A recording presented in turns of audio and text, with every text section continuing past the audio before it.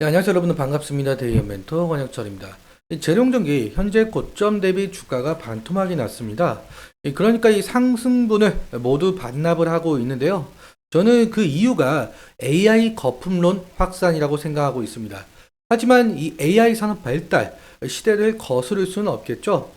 AI 산업이 발달을 하면 할수록 이 전력 인프라만 구축은 필수적인데, 그렇다면 우리가 현재 변압기 시장에서 기대해 볼 수가 있는 포인트가 무엇이 있을지 알아보아야 하겠죠.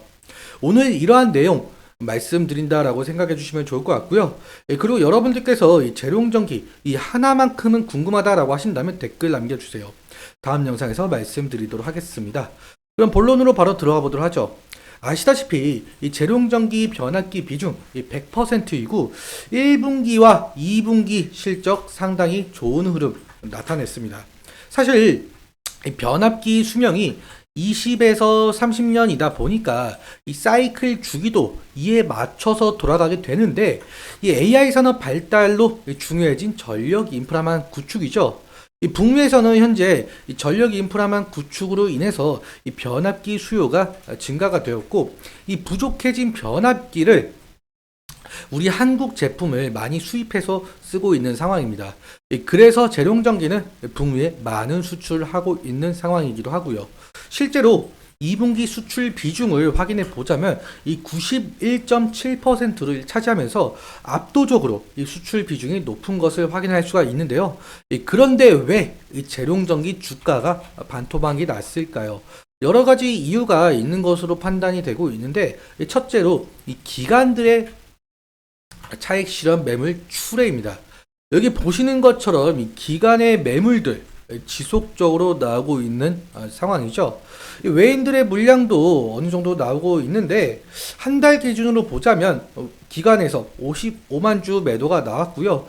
그리고 외국인은 4만 5천 주를 매수를 했습니다. 이 주가 방어를 하기엔 턱없이 힘이 약한 매수세라고 볼 수가 있겠죠. 이 둘째로 AI 거품론 확산이라고 말씀을 드릴 수가 있는데요. 실제로 검색을 해보면 AI 거품론에 대한 뉴스 상당히 많이 나오고 있는 상황입니다. 거품론이 왜 나오고 있느냐라고 해본다면 결국엔 이 부분이 있을 것 같아요. 막대한 투자 대비 매출이 적다라고 볼 수가 있습니다. 실제로 이 AI 플랫폼 1위인 오픈 AI 올해 매출 목표가 34억 달러인데요. 근데 투자는 70억 달러를 해야 한답니다.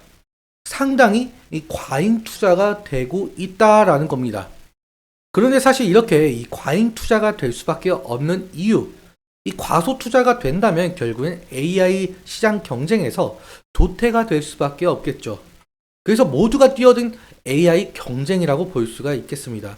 이런 상황이기 때문에 이 AI 거품론이 솔솔 나오고 있고, 그래서 AI 산업을 이끌고 있는 엔비디아가 2분기 매출 사상 최대를 달성을 했지만, 거품론으로 인해서 이 주가가 하락을 했던 거죠. 그리고 또 한 가지 더, 엔비디아는 현재 이 방독점 이슈로 인해서 더욱더 흔들리고 있습니다.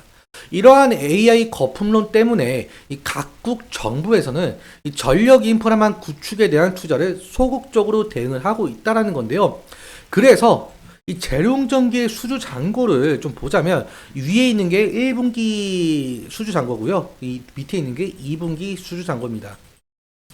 자, 1분기 대비 수주 잔고가 소폭 감소한 것을 볼 수가 있습니다.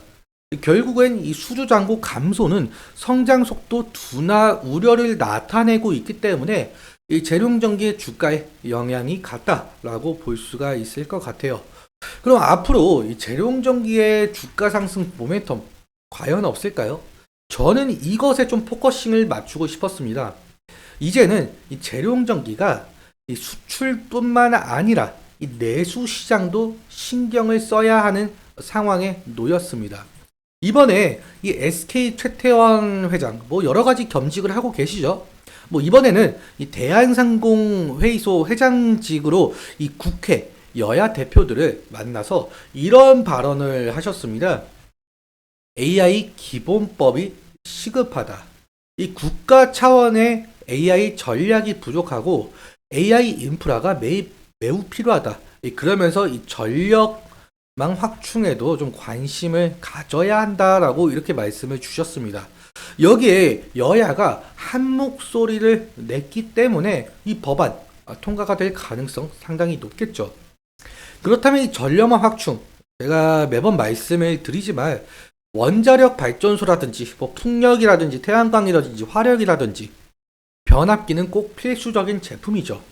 그렇다면 이 재룡전기의 제품이 내수 시장에서도 활발하게 판매가 가능할 수가 있다라는 점. 그렇다면 매출에도 어느 정도 영향이 가겠죠. 이러한 모멘텀 있을 가능성 무시할 수는 없을 것 같습니다. 여기까지 오늘 제가 말씀드리고 싶었던 내용들이었고요. 그럼 짤막하게 이 차트 보면서 이 기술적인 측면 좀 보도록 할게요. 오늘의 흐름도 상당히 좋지 못해요. 좀 아래 꼬리가 달리긴 했지만 결국엔 4.5% 하락을 하고 있다. 하지만 뭐 지금 현재 코스피와 코스닥 시장 상당히 좋지 못한 흐름이죠. 어느 정도 뭐 지지를 해주고 있는 모습을 보여주고 있습니다. 240일 이평선 지지를 받고 있다라고 볼 수가 있겠는데, 만약에 이 240일 이평선을 이탈을 하게 된다면 당연하게도 다음 지지라인 같은 경우 이 구간이기 때문에 리스크적인 관리는 필요할 수 있을 것으로 보이고 있습니다. 하지만 이 상승 시에도 이 저항이 상당히 강할 가능성이 높겠는데요.